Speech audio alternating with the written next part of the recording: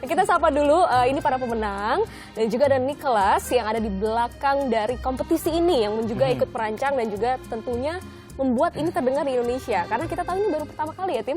Betul. Ini jarang-jarang ada. This is the first in Indonesia, yeah? This First competition. ever, yeah.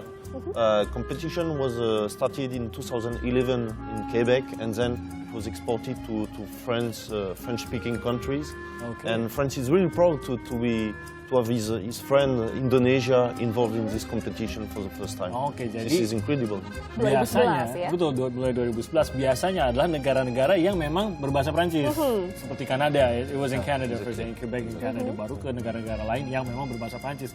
Pertama kali di negara Indonesia yang memang nggak banyak sebenarnya pembicara bahasa Prancis. Betul. So we know that Indonesia is not a French-speaking language, country. French-speaking country. So why Indonesia? So this is the good example to show that Indonesia can be a leader in science and also in relationship with other countries. So being involved in competition, French-speaking competition, is a good example to see that Indonesia can play a role on international competition and cooperation. So Indonesia is the first country in Asia?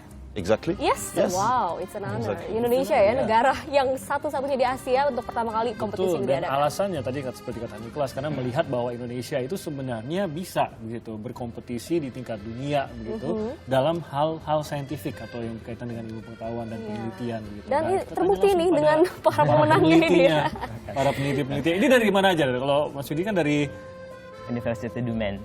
Dumaine. Iya, di Kota Lemong. Saya takut mentionnya. Mas dari mana? Université d'Aix-Marseille. Aix Yes, Marseille. Mas. Oke, berarti Jadi memang sudah kuliah di sana. bersekolah di Perancis. Tapi sebelumnya S1 dan S2-nya di Indonesia atau bagaimana? Kalau saya kebetulan S1 saya di Fakultas Perikanan dan Ilmu Kelautan, Universitas Pajajaran. Kemudian S2 saya mendapatkan beasiswa dari Flemish Government of Belgium di Belgia, di Brussels. Kemudian S3 di Prancis. Ya. Ini tingkatannya tuh, kita bisa lihat ya bagaimana perjalanannya sehingga sekarang bahasa Prancis sudah bukan lagi menjadi halangan tentu ya. Pada awalnya ya cukup sulit juga karena saya belajar bahasa Inggris lebih dahulu, kemudian bahasa Prancis, dan dari sisi grammar cukup berbeda juga, jadi agak sulit awalnya. Nah, Tapi Bisa kalian ya? berdua ini belajar bahasa Prancisnya pada saat mau ngambil doktoral saja atau memang dulu sudah bisa bahasa Prancis? Kalau saya doktoral. Kalau Vidi kan dari S2 ya, dari master dari Belgia ke Belgia, di Belgia kan bahasa Prancis. Aha. Jadi dia Tapi pelajarannya tidak bahasa Prancis ya? waktu di Belgia International Program bahasa Inggris. Bahasa Inggris, tapi hidup sehari-harinya. Hidupnya sehari-hari sehari-hari, bahasa ya. Prancis. Betul. Oke. Kalau saya ada S1-nya dari Kimia ITB, linear ke S2 Kimia ITB, baru pas S3 ngambil double degree di Aix-Marseille University sama ITB. Oh, ini yang membuat teman-teman kemudian fasih berbahasa Prancis. Dan tesis itu kan sebenarnya kalau kita jelaskan saja di depan ya dosen begitu ya, atau penguji, lama bisa 30 menit, 1 jam. Nah ini membuatnya Bisa jadi 2 minggu 3 lagi menit. kalau dia nggak Aduh, ngerti-ngerti gimana juga. tuh?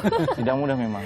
Karena saat kita meramu pekerjaan 3-4 tahun ya, menjadi 3 menit dan harus menggunakan bahasa sehari-hari yang mudah dimengerti oleh orang awam, tidak mudah. Dan itu 180 second harus diungkapkan semua. Ini kayaknya balik lagi stresnya pada saat kompetisi kayaknya. Dia mengingat lagi. So how do you find them, the finalists from Indonesia? Yes, that was incredible because we had a lot of young doctors on biodiversity. They presented some topics on mechanics, on technology, on human science. So a lot of different fields. So that was really amazing because they made 3 years of very intensive, very hard studies, very brief, smart, fun, young presentation, 3 minutes. That was absolutely amazing. So why 3 minutes?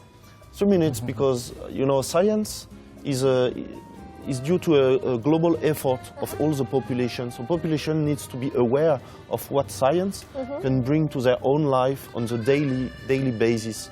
So 3 minutes is just like you can show 3 minutes, then you get aware of what science can bring to them. Very easy and accessible way, you know. Oke, jadi jadi itu ternyata cukup finalis- 3 menit ya Cukup 3 sebenarnya. menit untuk menjelaskan dan ternyata finalis-finalis dari Indonesia diakui cukup mengejutkan ya bahwa dengan kemampuan mereka dan tema-tema yang mereka sampaikan ternyata sangat beragam Jadi sekali. biodiversity tadi ya diceritakan, ada mekanik juga. Mekanik Dan pemenang juara satunya sekarang memang tidak hadir di studio kami di Sapa Indonesia di sini, tapi karena sudah berada di Prancis begitu ya, karena menempuh juga studi di sana, kita bisa terhubung melalui sambungan Skype pagi hari ini. Kita sapa dulu. Selamat pagi, Gemala. Gemala. Halo, Hai, selamat atas Bonjour, kemenangannya. Gemala. Selamat atas kemenangan. makasih ya. Jam berapa di sana sekarang? Sekarang hampir jam 3 kira-kira. Jam 3 pagi ya? Iya, Oke, kalau Gemala puasa sih sekalian sahur. Kalian Pas lah, sahur gitu. ya. Waktu itu apa yang diajukan 3 menit dalam presentasi tesisnya? kenapa? Dalam presentasi 3 menit itu apa yang disampaikan Gemala waktu kompetisi? Pada prinsipnya saya jelasin topik disertasi saya dengan bahasa yang mudah dipahami untuk publik supaya yang menonton bisa ikut ngerti. Temanya apa kalau boleh tahu Gemala? Temanya mikromekanik. Oh, mikromekanik. Dan Gemala sekarang sedang berada di Prancis karena sedang bekerja atau melakukan penelitian atau mengambil pendidikan lebih lanjut? Saya lagi S3, belum selesai sih karena baru tahun kedua ya. Oke, jadi lagi tesisnya ini yang sudah dipersiapkan nanti untuk kelulusan yang disampaikan. Iya. Oke, jadi itu tesis yang memang sedang dikerjakan oleh Gemala gitu ya. Dan bisa menjadi juara 1. Gemala, kamu tahu kan hadiahnya itu luar biasa sekali. Kesempatan untuk merasakan bagaimana gravitasi nol di atas pesawat. Iya dong. Kapan tuh rencananya akan dicoba? Udah ada tanggalnya, tanggal 27 Agustus. 27 Agustus sudah mempersiapkan apa? Mungkin kantong plastik kalau mual atau gimana? Sebenarnya sih saya nonton video-video di YouTube ya, yang bisa jungkir balik tanpa gravitasi, kayaknya kan keren banget gitu. Jadi tidak takut atau apa? Mungkin tegang, mungkin aduh ini saya siap nggak? Karena kan mungkin butuh kondisi fisik yang prima juga nih nanti. Kalau takut sih enggak ya, lebih tepatnya sih excited karena kan ini kesempatan yang jarang sekali gitu. Dan apa pesannya buat teman-teman di Indonesia lagi? Mungkin kalau diadakan tahun depan lagi, apa sih tipsnya dari kamu supaya bisa menang? Tipsnya banyak latihan ya. Saya sih bikin bosen semua orang-orang yang di sekitar saya. Saya tanyain ngomongnya udah bener nggak? Kalau dia salah harus koreksi. Salah sebut huruf F, salah sebut huruf V. Pokoknya apa aja yang salah sekecil-kecilnya harus dikoreksi. Jadi harus mau terima kritikan. Jadi pada saat kamu sudah menang, teman-teman kamu pasti bahagia sekali tuh ya? Karena akhirnya mereka tidak diganggu lagi gitu maksudnya. Saya kan nggak bisa diajak naik pesawat karena cuma untuk pemenang pertama. Gemala, terima kasih ya sudah bergabung dan sekali lagi selamat. Iya, sama-sama. Oke, itu dari Gemala. Nah, dari para pemenang 2 dan 3 ini juga saya yakin pasti tidak kalah menariknya sebenarnya pembahasan. Dari mungkin hal-hal kecil yang ya mungkin strukturnya atau mungkin bahasanya. Tapi kalian luar biasa mempelajari bahasa Prancis dalam waktu yang cukup singkat kalau saya bisa bilang. Karena banyak orang mempelajari bertahun-tahun bahkan dari kecil tinggal di sana gitu. Berapa lama tuh mempelajari dari awal hingga akhirnya berangkat menempuh pendidikan di negara berbahasa Prancis? Kalau saya semenjak saya dapat beasiswa ke Prancis, kan ada persiapan untuk bahasa dulu. Oke. Dan memang bahasa Prancis kan kita tidak dapat dari kecil ya, Iya. dari nol banget kita harus belajar. Dan persiapannya hanya 1 tahun sebelum berangkat. Dan saat itu langsung ke Prancis, udah mulai aja terbiasa meniru ucapan mereka. Dan 1 tahun? 1 tahun. Jadi dinekatin aja tuh ya, niat dan Sempet juga pelajar pusing nggak terus. pas awal-awal mulai Oh ya, pelajaran? sempat kayak listening gitu di mana-mana gitu ya. Orang banyak ngobrol cepat sekali bahasa Prancisnya. Jadi lama-kelamaan kita akan bisa. Karena orang sana banyak berdiskusi sebenarnya. Oke, jadi gampang jadi orang buat ngobrol. gampang ngobrol. Kalau Mas Fidi Betul. berapa lama? Setahun juga? Kebetulan pada saat saya di Belgia saya belajar sedikit gitu, Oke, buat hanya hari-hari dasarnya ya. saja ya. Kemudian setelah saya mendapat beasiswa dari pemerintah Prancis, saya belajar lagi. Kebetulan di kelas yang sama dengan Yudis ini di IFI Bandung gitu, selama kurang lebih 6 bulan. Lalu saya berangkat lebih dulu kebetulan karena beasiswa kami berbeda. Berarti kalian sebenarnya bukan udah jago, tapi udah nekat kali ya. Nekat dulu. Jangan dulu ya. 6 bulan saya yakin belum jago-jago amat harusnya bahasa Prancis, tapi ya itu mungkin kalian belajar betul ya. Semakin kita sering ngobrol dengan orang Prancis, semakin cepat kita. Semakin cepat kita Iya. bisa ya. Teman-teman mengetahui informasi kompetisi ini dari mana awalnya?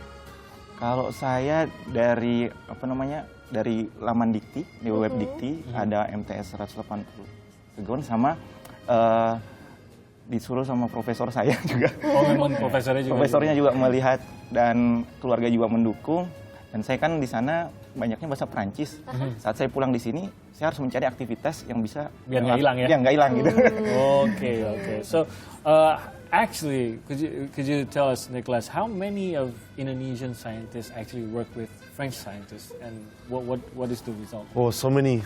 Really? It would be very difficult to say, but for example, you know that research can start at master level, so about 500, at least 500 students are in France right now from Indonesia, and you can do research also at doctorate level, so about 200 students are also in France, and a lot of cooperation of research staff are going to France and French are going to Indonesia, so really a lot in many fields. Jadi penelitian itu dikatakan Nicholas bisa dimulai dari Masters atau S2 dan ada sekitar 500-an yang melakukan, warga Indonesia ini, pelajar Indonesia yang melakukan riset di sana, dan untuk level doktoral ada sekitar 200-an bahkan. Jadi sebenarnya hasil dari penelitiannya bisa luar biasa. Bisa banyak sekali yang dibawa pulang lagi ke tanah air begitu kan. So what's the next plan after this competition? So next plan is first to go to the space flight. So on 26th of August, so Gemala will claim the be prize? maybe the first Indonesian Yeah, maybe. to be in space, and then after she will defend Indonesia to the international competition. So it will be in Morocco end of September, and so hopefully we will support Gemala to be the first winner of Indonesia to this competition. Oke. So it's incredible. Langkah Flightnya besar dulu. ini ya. Klaim hadiah dulu. Klaim hadiah dulu, terbang dulu. Terbang. Ya, di Zero Gravity, baru tantangan lagi. Nanti akan berlomba lagi ya di Maroko dan ini akan menantang juga banyak peserta berikutnya dan Indonesia diharapkan menjadi pemenang ya. Betul, ini lebih berat karena yang dihadapi adalah negara-negara berbahasa Prancis. Di Itu luar dia. Prancis sendiri. Yang sudah sering mungkin hari-hari bahasanya Prancis. Tapi semangat Gemala, pasti bisa. Ya. Kalau itu nanti terbangnya kemana ya kalau sudah menang? Mungkin Nasional ya? bulan?